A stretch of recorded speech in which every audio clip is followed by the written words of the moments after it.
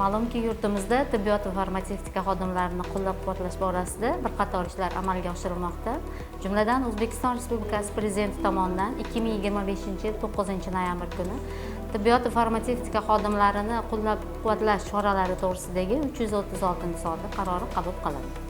Ushbu qarorga asosan 2026-yil 1-yanvardan boshlab davlat tibbiyot muassasalarida kamida 3 yil stajga ega bo'lgan xodimlarga 1 yilda bir marotaba ixtisoslashtirilgan tibbiy ko'rikdan bepul o'tkazilishi belgilandi. Shuningdek, qarorga asosan davlat tibbiyot muassasalarida kamida 15 yil stajga ega bo'lgan xodimlarga 1 yilda bir marotaba respublikada joylashgan sanatoriyalarga bepul yo'llanmalar berish tartibi joriy etildi.